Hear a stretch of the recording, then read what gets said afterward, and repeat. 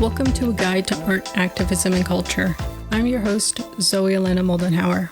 This podcast is brought to you by the Aerogram Center for Arts and Culture, where we delve into social issues seen in museums and in art collections today.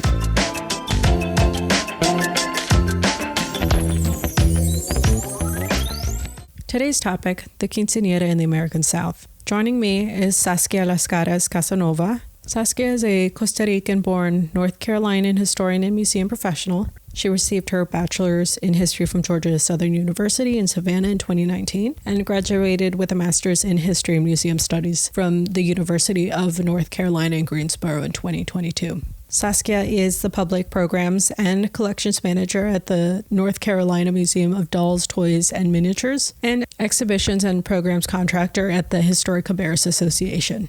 Welcome, Saskia. Thank you for speaking with me today. Can you introduce yourself? Sure. My name is Saskia Lascarez Casanova. I am originally from Costa Rica. I was born and raised there till about 11 years old.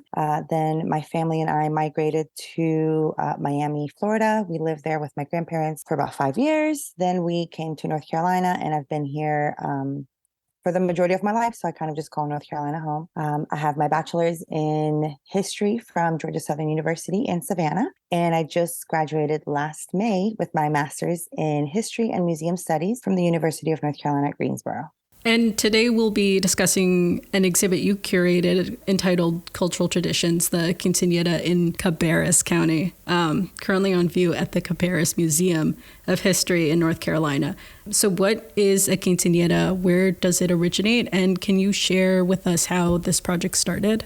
Yeah, so a quinceañera is a life cycle ritual that's celebrated across the entire American continent. Its origins are unfortunately unknown, but from my research, I found that there are roots in indigenous and colonial practices. And it all started from my own experiences as a Latina growing up in the South. Once we moved here, I had to adjust to the Southern culture, the accent, the way of life here. And I guess because I'm such a social person, I always want to adjust to my spaces, which kind of erased my Latina identity a little bit and kind of suppressed it to fit in with my friends who were majority white. After a while, I went off to college and then joined a Latina sorority that basically taught me the beauty of being, I don't have to choose between my Latina identity and my American identity. I can be both and exist in both spaces. So it kind of made me wonder, how are the new generation of Latinas growing up here in the South, especially in North Carolina, identifying themselves? Are they identifying as Mexican American? Are they identifying as just American? Are they keeping any cultural traits from their family's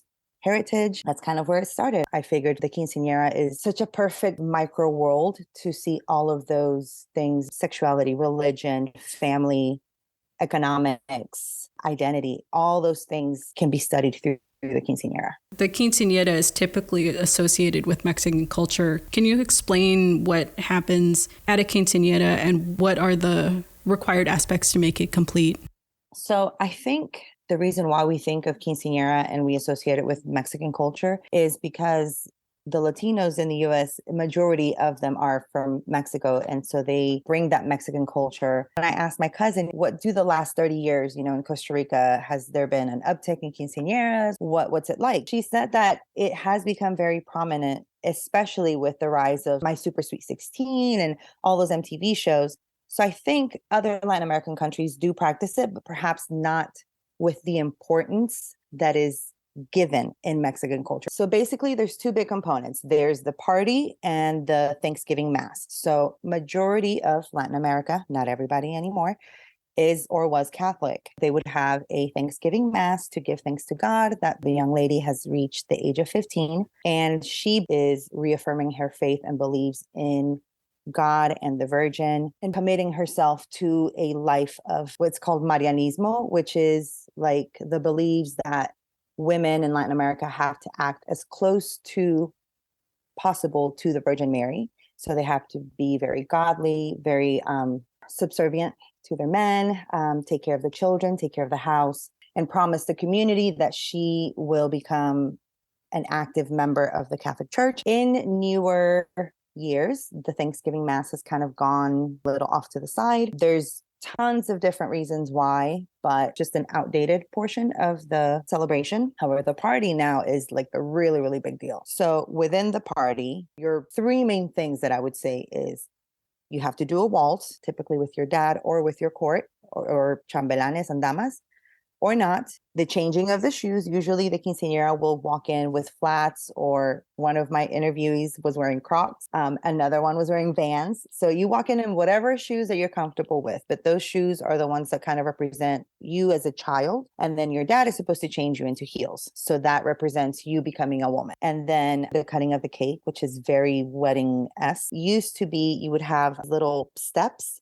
So it was a fountain in the middle, and you had your little like dolls of your chambelanes and damas lined up. I mean, they were crazy extravagant. I want to say in Mexican culture, since that's what I've studied the most here, they do a baile sorpresa. So it's just a surprise dance to kind of thank the guests and be like, hey, look at the performance I made for you. Thank you for coming to my party. And there's also a big thing happening nowadays, which is like a surprise gift. So you get like this huge box and you open it, and then there's a bunch of trash and newspaper. And then there's a smaller box, a Russian nesting doll of boxes, until you get to a big gift, which is usually like the keys to a car or very nice jewelry or like a huge wad of cash. There's, of course, little things here and there, like the last doll. So they used to get a doll made exactly to their likeness, even down to the dress. Nowadays, a lot of girls are opting for teddy bears instead. The crown is a big aspect of it. Used to be you would wear a tiara, and then when you changed into your shoes, you would also change into a crown. Nowadays, you just wear your big crown,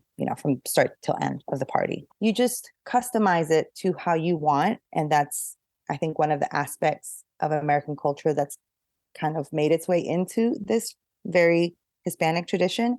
And I remember asking you about the extravagant dresses. Do you know where that specific style comes in? So I do know a little bit about the history or the transitioning of the styles of dresses. Originally, it used to be a white dress to signify purity. Then it went from white to like a baby pink. And then from baby pink, I want to say beginning about the maybe late 80s to early 90s is when girls started customizing their dresses to whatever color that they wanted. And then, of course, it really blew up in the early 2000s. So you had red, green, purple, silver, gold, champagne, any color imaginable, gorgeous, gorgeous dresses. Again, that individualization that is such a pillar of American culture. Also probably because their mothers were a little more willing to allow their daughters to choose whatever they wanted for themselves instead of the mothers choosing for them. And so you talked specifically about Mexican culture, but are there some specific differences between Mexican, Ecuadorian, and Costa Rican, etc.? Well, having a conversation with my cousin who still lives in Costa Rica, she did mention that it's kind of 50-50. So 50% of the girls will want the party, 50% will want either the money or a trip or a car. I'm willing to say that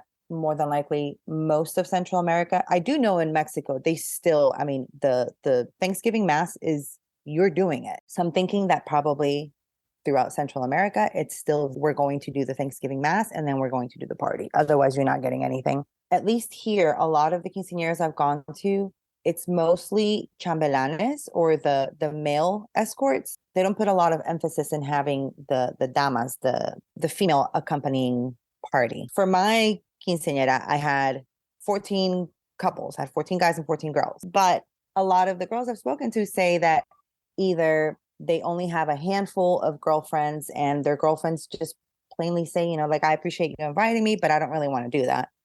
Or they do have some friends, but they don't ask them to be their damas because girls can be catty and jealous. And so they're afraid that they'll kind of outshine them at the dance or at whatever it may be, which is completely understandable. It's their big day. I guess maybe that's one of the variances I've seen is that most Mexican quinceañeras I've attended, it's mostly the quinceañera and the boys to kind of make her shine. As opposed to, I guess, maybe in other cultures, you have a mixture of both the guys and the girls. How did you start your research? Did you send some kind of notice to different communities to find out their customs or attend different quinceañeras? So I did make flyers and I reached out to a couple of friends that I have in the local school district They weren't able to kind of like mass email it out, but they were able to put me in contact with a few Spanish teachers and, English teachers, history teachers that might be willing to let their students know about the oral history project. Ultimately, I ended up finding the people that I did through word of mouth. Yeah. So again, the whole reason why I kind of thought about this topic was just my own experiences growing up in the American South and, grappling with these dual identities. So I was interested in learning how this generation of young ladies are growing up and grappling with their identities. And I was taking like research methodologies just to teach us the different sources, how to analyze them, how to get information that might be hidden. Our professor wanted us to pick a topic. And because I had already been thinking about quinceañeras, I was like, oh, let me do some research on quinceañeras. I want to see what's available. The Library of Congress has a historic newspaper section. I found a ton of newspapers, but it was mostly from very Latino friendly states. So Arizona, California, Florida, New York, Illinois, Texas. I decided to focus on a newspaper from Arizona that was ran by a woman and a newspaper in Corpus Christi, Texas that was ran by the Catholic Church of Corpus Christi, Texas. So it's a very secular paper, I believe. So in that newspaper, the emphasis was about the celebration. So if you're planning on having your Thanksgiving Mass, you need to sign up for our quinceañera classes. It's, X amount of money. It's for X amount of weeks. And then afterwards, you have your party. Then they started announcing retreats for quinceañeras. And then I remember seeing one of the announcements was talking about a group quinceañera that they were hosting at the church. So instead of having one mass per girl, they were having like a huge mass for a lot of quinceañeras. The latest newspaper from Corpus Christi that I saw was talking about a boy quinceañero camp to teach them about God and get them prepared for their Thanksgiving Mass to celebrate their quinceaños celebration. Then the Arizona one was mostly announcements. So it was a lot of beauty tips. So if you want to look like una quinceañera, con tu cutis muy bello, blah, blah, blah. So it was a lot of, you should be doing these things to look young, or don't use too much makeup if you're young. It's going to age you and make you look older, and wear your hair a certain style. You should use these certain types of dresses to accentuate it was very, very focused in the appearances of women and focused on quinceañeras. Like that was the quintessential youthful look that you wanted to achieve. So anyways, did all that research, ended up realizing that there wasn't, when I say southern states, I mean like Georgia, South Carolina, North Carolina, Virginia, Kentucky, Tennessee, those southern states. I found a gap in the scholarship in North Carolina. And I know that in the 80s and 90s, there was a large influx of Latinos to the state due to farm workers. And I started to think, surely I can start seeing when they started arriving. Maybe I won't be able to see exactly when they started celebrating quinceañeras and stuff, but I could at least start to trace when the population started to grow. Then potentially look at when Latino or Hispanic serving businesses started to open up. You kind of mentioned that there were quinceaños for boys. Is that also typical within the celebration, or is the focus more on young girls? From my research, the focus has always been on girls. Like I mentioned earlier, we don't have a record of when the quinceañera really began or its origin. However, there's been records found from as far back to the Mayans, Toltec, and the Aztecs even. Back in those times, the life expectancy was so short that as soon as you were able to bear children, you needed to start having children. The whole thing was produce soldiers for the empire. So when the girls turned 15, they were basically ready for marriage. And the ritual that they would have was to try and find a suitable partner. The boys would become soldiers. So they would get this big celebration and get their weapons, swords, whatever they used during those times. Then colonization happened. Spaniards brought Catholic religion, and they also had debutantes. So in high society, when the girls were coming of age, they would have a debutante ball to show off to society, like, here's my beautiful, noble daughter. She is ready for marriage. Who is the highest bidder? So those two mixed along with the Catholic component gave us maybe the basis of what we understand the quinceañera to be. I'm interested also in the social utility of this custom. Do you have any measure of how much is being spent, considering how extravagant these celebrations can become? Are people spending more compared to their incomes? Do families go into debt? How are families financing quinceañeras? When I conducted these oral histories, we briefly touched on the financials of it, but I didn't want them to feel pressure to tell me like the exact amount or anything like that. But here, there's a system of compadrazgo. So got your comadre, compadre, your daughter's godparents. And those are the religious godparents. But for a quinceañera, you can have godparents for basically anything. So for example, you could have a godparent for your cake. So it's more of a sponsor type of thing. So you ask somebody, hey, would you be willing to be my sponsor for my cake? And that person, if they say yes, they're in charge of purchasing your cake. And then as a thank you in the invitation of the quinceaños, they'll list me. So it'll be madrina de pastel or like cake sponsor. And during the celebration, at one point, they will call out all of the godparents or all the sponsors. They kind of come up, you take a photo, and then you go back and sit down. And it doesn't even have to be a family member. I remember when we first moved here, it was back in 2004, the Latino population was, I would say, a quarter of what it is now. So the women who were throwing parties for their daughters had left all their family and friends behind. So this was a way for them to make community on top of being able to celebrate their daughter's quinceañera, despite the difficulties, despite the migration, the tough challenges that they face moving to a whole new country. A quinceañera party can go as little as 10,000 and you could have it as big as $50,000. Families do go into debt, but they see it as, I don't want to say an investment on their daughter, an investment in memories, if that makes sense. So some of the mothers throw the party for their daughter because they themselves either had to grow up very, very quickly to help take care of their siblings, or perhaps they had to leave their home at a very young age. Perhaps they were pregnant at a very young age. Whatever reason may have been that they were not able to have a quinceañera, when they throw the quinceañera for their daughter, it's kind of like a way for them to have the quinceañera that they weren't able to. So they spare no expense. They also use this compadrazgo system that helps them offset some of those expenses. And a lot of times they just start saving from a very young age. And I know a lot of people criticize, oh, you could have used that money for their college or for, a car or for whatever other thing. But I look at it this way. Ultimately, it's the girl's choice. If she chooses like, hey, I don't really want to party. I would much rather you spend it on my education. Of course, the parents are going to say, yes, absolutely, honey. We'll save it for your college. Others, which is what I'm finding out, who may have been born in another country and migrated very young, who are DACA recipients or maybe don't have legal status, are not able to go to college. Or if they are able to go to college, they have to pay for it out of pocket. So for a lot of them, they don't see college as a viable option. It's difficult.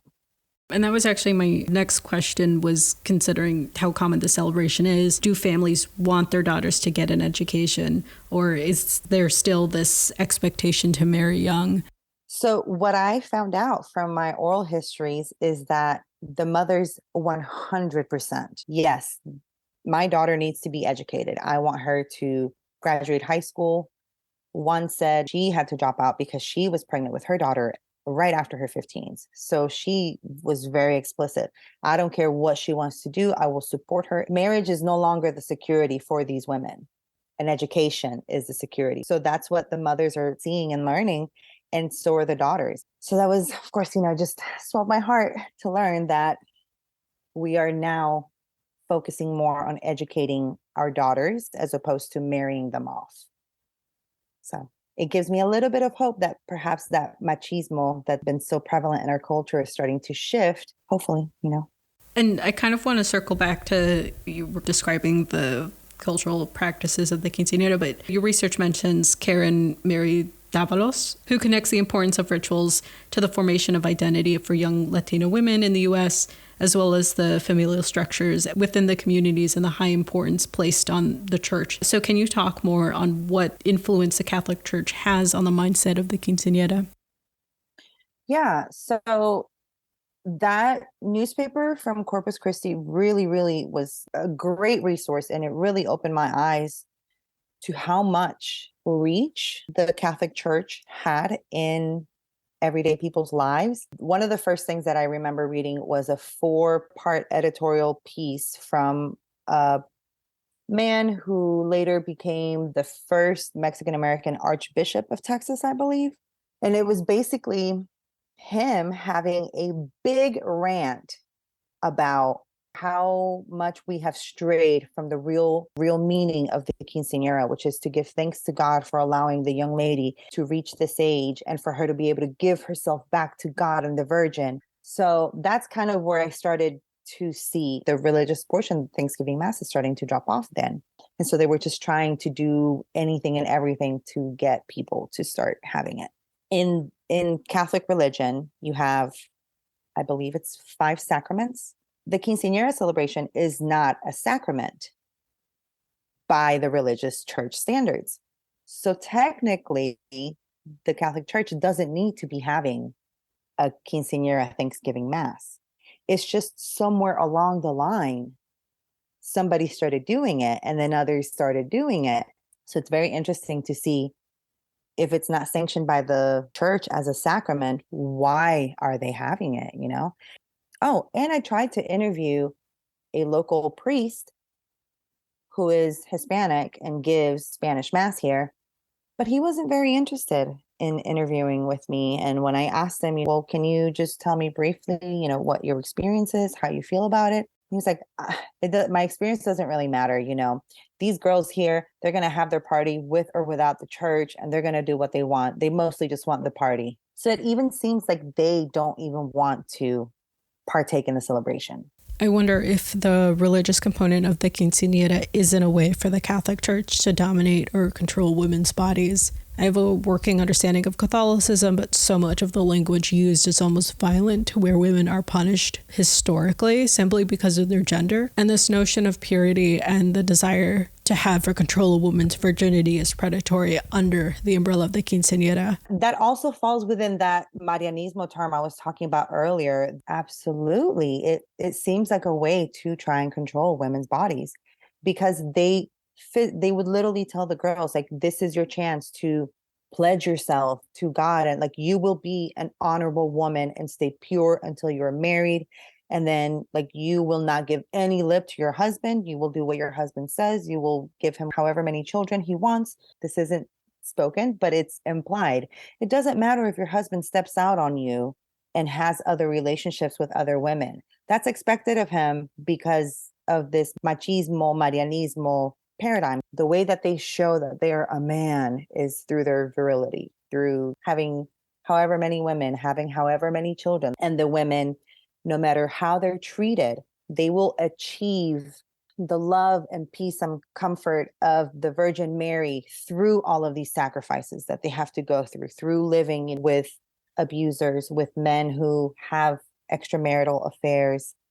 So how are Latinas finding agency within the cultural practice of having a quinceañera?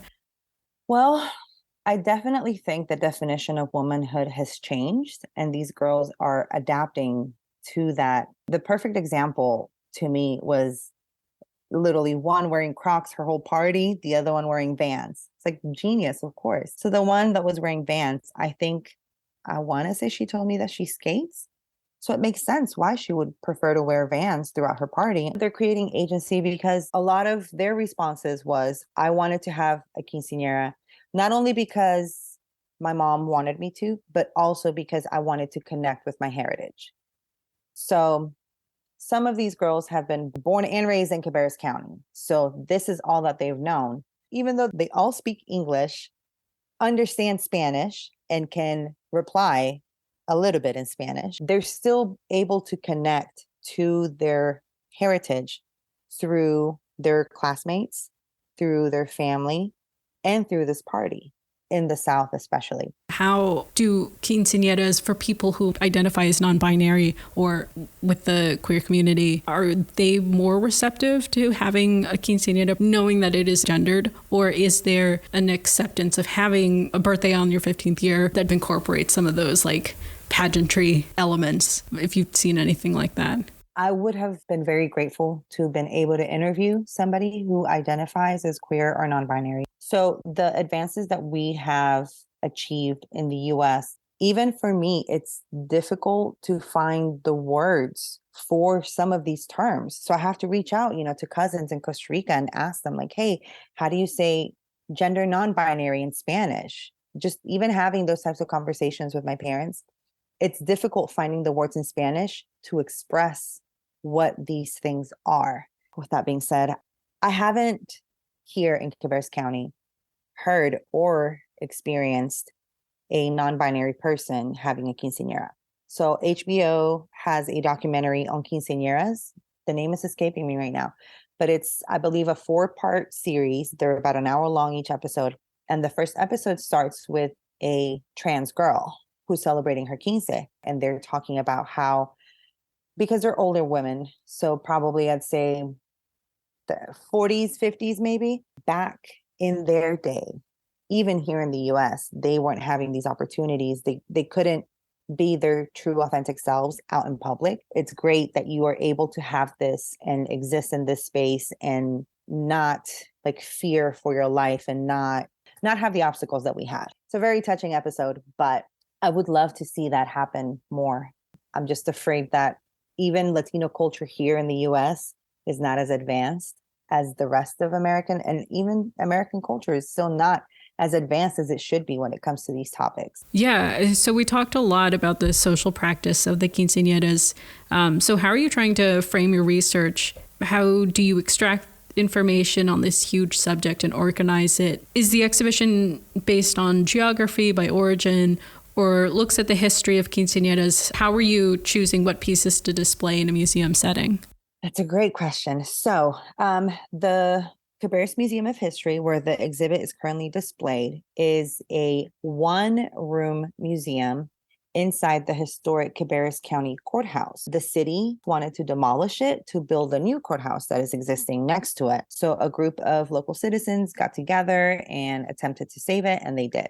So then from there stemmed Historic Cabarrus Association. It was called the Concord Museum, and now they're Cabarrus Museum of History. I mean, I wasn't even going to do an exhibit. My project was supposed to be just oral histories. And as I started the first oral history, I mentioned something about, I wish I would have kept some of my things. And so the quinceañera I was interviewing, she said, oh, I still have all my stuff. I was like, would you be willing to lend me your things for an exhibit? And she said, of course, just let me know when. So then I started the task of finding a museum that would be willing to host this exhibit. So then I started reaching out to different museums. This one here in Cabarrus County obviously was my top choice because they also have an oral history project collecting the stories of local Cabarrus County citizens. So I said, okay, these are Cabarrus County citizens. This oral history can go nestled in within that bigger oral history project that they've got. So I had one dress. I basically had one whole collection. We're going to call it the purple collection because everything's purple. So I had her dress. I had her crinolina, which is the big hoop skirt that goes underneath. I had her crown. She gave me her quinceañera ring, her earrings, her necklace. She gave me her bouquet, her Bible, her cushions. She gave me her heels since she didn't use them. I had an invitation because I was invited to her party. I had a little keepsake. So her party was September of 2021. So her keepsake was a little organza baggie with a mask and a hand sanitizer because, that was still COVID. The photographer who photographed the purple collection, I reached out to her. And so she put me in contact with a few others. I was able to get the collection of one other girl. I'll call her the gold collection. Most quinceañera dress skirts are made of tulle, like layers upon layers upon layers of tulle. Her dress was, I guess, maybe the tulle's on the inside, but on the outside, it's a very beautiful satin cloth. And it's got the most gorgeous embroidered detail, crystals everywhere. Beautiful. And it has a cute little bolero, like a shawl that's also all embroidered. So the shawl, you're meant to wear it when you're at the Thanksgiving mass, and then at the party you take it off. And most of the dresses were sweetheart necklines. Some of them had like spaghetti straps. And then through my mom, I was able to find one of her friends has a daughter who is in a wheelchair. So her dress wasn't as poofy, but it was also golden, and it has like these very beautiful turquoise embroidered butterflies everywhere. And so she gave me the little doll that she got, which looks exactly like the dress, and her crown. I did go to the local Catholic church and I found some books on quinceañera. So they have like preparation books. So it's like a little quinceañera booklet that teaches you what things to read before your quinceañera class that you're meant to go to. I had to supplement things like that, like the book. I had to get a rosary because none of the girls that I interviewed had a Thanksgiving mass. And then after I had all the items, I just kind of figured out, how to place everything. And so then I started the first panel is basically like a very brief introduction to what the quinceañera is, the definition of the ritual, and then just a brief definition of some terms that I used. So for example, like I outline on there, the term Latino, Latina, Latinx, Hispanic is used interchangeably throughout this whole exhibit. It means a person who is of Hispanic or Latino descent that lives in the US. That's it. Kept it simple. Then the second set of panels is talking about the origin. So where do we believe it came from? How it was practiced back then? The traditional parts of it. So that white dress, the very covered dress, the Thanksgiving mass. Then we move on to new things that have stemmed from the celebration. So then I showed a picture of this little girl who was celebrating her quinceañera. So she was turning 5, but she had a big old poofy quinceañera dress, and she had her court of honor. She had like 3 or 4 little boys with her, adorable, with her crown and everything. And then there's also women that are turning 50. They celebrate quinceañera. So then after that, it moves on to the like quinceañeras of today. So the US quinceañera, which is a term Julia Alvarez coined in her book, Once Upon a Quinceañera. If you watch MTV Sweet 16s, that's a US quinceañera. Very extravagant, over the top. I expect a car for my birthday, which, of course, that's not the experience of every girl who's celebrating their quinceañera here in the US. But the emphasis is more on consumerism and materialistic possessions. And then on one side, I talked briefly about the oral history project, how it ties in with the quinceañeras, how the items tie in with the quinceañeras. And I put like a small little soundbite of one of the interviews. And who do you imagine your viewer being? I did the panels in both English and Spanish. With the text for the panels, it was in Spanish in particular, it was definitely a challenge because, like I mentioned, I have a pretty good working Spanish, but I know that most text for museums can sometimes be daunting, can be very scholarly, and sometimes it just puts people off. You start reading the first sentence and you read a word you don't understand. You're like, okay, moving on. I wanted to make sure that it was accessible for all, starting with 8th grade level and lower. And I had that same challenge with Spanish. So what I would do is I would type my text in Spanish and show it to my mom and ask her, hey, read this and tell me how you understand or what you're understanding from this. So she would read it. And then she would tell me, well, I'm not sure why you're saying this. I would explain the context. And she would say, well, then you need to explain the context, because if I just read this, I don't know what you're talking about. So she really helped me bring it down to a public history accessible level where everyone could understand. Not even to mention the nuances that there are within regular Spanish, Mexican Spanish, Costa Rican, like all of our Spanish is all jumbled. So I had to figure out, how to make sure that my audiences were understanding what I was trying to say in the most plain, clear, jargon-free text possible. I really wanted to hit Latino and Latinas in the community. However, I knew that was going to be a challenge to even get them to the museum. The museum's free, but A lot of our people don't like to go to museums or don't go to museums because they feel excluded. They feel like it's a very elitist organization, or they just don't enjoy going to these places. So I wanted to try to make it welcoming and make it friendly and make it seem less daunting than what most museum experiences have been for Latinos. And I also created a program, like a little take-home paper doll quinceañera. So I had 5 different skin tones. So you would pick whatever doll you wanted.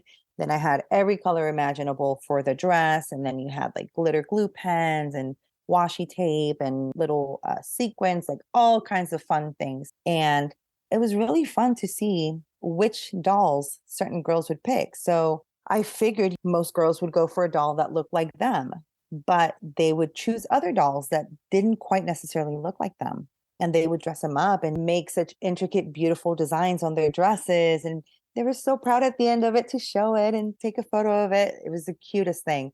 But it wasn't just little girls who were doing it. It was also older women. I remember I took my grandma to see the exhibit and she made one. She still has it. And she sat there for like an hour and a half because she wanted her doll to be beautiful. And she said, this is what I would have worn if I would have been able to have a quinceañera. That's what I wanted, you know. There are 2 audiences that you're speaking to, Latinos and non-Latinos. And so how are you making the research accessible or interesting to both? I wanted to be able to introduce people who are not familiar with the tradition, with Hispanic culture, to the quinceañera and a small glimpse of what it's like to grow up Latina. And I wanted Hispanic and Latina women or people that came to see the exhibit to see themselves represented. So one of the biggest things for me that basically like propelled me into my museum career was seeing my culture represented in these spaces that are majority white spaces. So I wanted to create that same feeling, especially for these girls who I interviewed. Just the fact that they were able to give me their time and participate in this record that will stay forever. So I just wanted a way to be able to give back to them and let them see themselves represented through an artistic way to potentially inspire them to want to pursue whatever career they want. This career for me has been in the making for 15 years, it feels like, but you just have to continue and persevere and make that representation. If you don't find it, make it for others. So that way they can also be inspired to fulfill their dreams and follow whatever it is that they want. And then they can then be the representation that they want to portray for others. Yeah, well, do you have any final thoughts or announcements you would like to make? I will be presenting on this topic at the National Council on Public History. It is happening down in Atlanta, Georgia, April 12th through the 16th. And I'll be presenting on the 13th, which is the Thursday. And then in March, I will be presenting this same project as well at the North Carolina Museums Conference in Gastonia, which is from March 26th through the 28th. At both of these conferences, I'll be presenting the potential of creating this as a statewide project, particularly at the North Carolina Museums Council. I would love to see what kind of reception I get to the idea, because then, you know, I could just partner with local organizations and I could put that into my proposal for this grant I'm thinking of. And then at NCPH to show the progression of the project and how it's gone so far. Why not do it on, you know, the whole South? Let me hit up South Carolina and Georgia and head over to Tennessee and Kentucky. And, you know, of course that would be ideal, but we'll see.